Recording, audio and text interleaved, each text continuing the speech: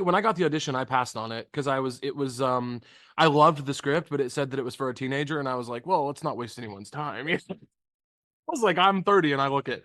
No, but it was so good. And then thankfully, Jordan reached back out through her team and was like, hey, why didn't he audition for this? And my managers were like, why didn't you audition for that? And I was like, I don't think I look 17. And they're like, don't worry about it, makeup and all that, whatever. So then I did a director session with Jordan and fell in love with her.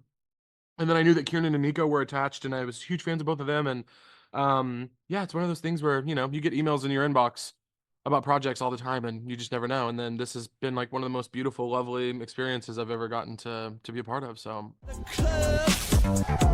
Hi. Yeah, I have a girlfriend. Loyal guys are sexy. And the whole movie is about like these two people or three people really growing up, and I think that first sort of like going home, seeing the hometown that defined who you were for the first 18 years of your life and seeing it with a fresh lens, how that motivates them to make these bigger changes in their lives was like kind of core to the idea. And that's just what Thanksgiving is for college freshmen. I've always envisioned it as like Ben and Jamie have this plan. It goes awry and wrong in every conceivable way. Palmer, on the other hand, has his plan for his party where he's going to prove to everyone that he's fancier than them now, and it goes right in every possible way because he's wrong.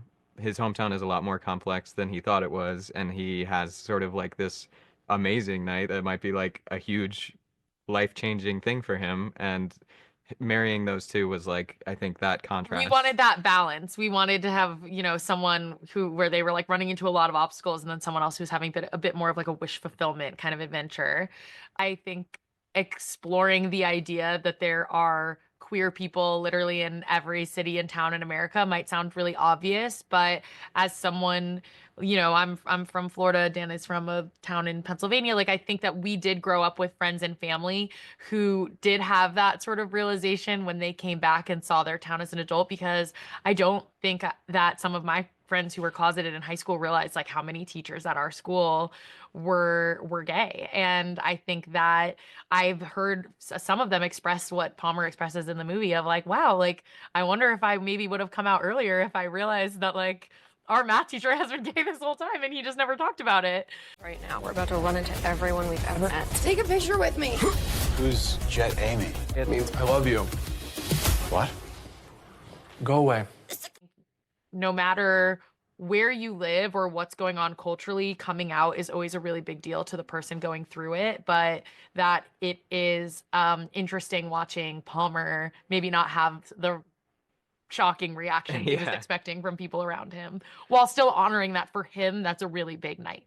I have really complicated feelings about that, to be honest, because queerness is the most important thing in my life, and being gay is the best thing that ever happened to me. Being gay informs everything I do. It informs my taste. It informs the kind of person that I am.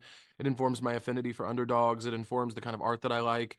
And so when you talk about removing labels and no longer having necessarily a designation for the community, I'm like, well, then how do we be in community? I think labels serve an important role.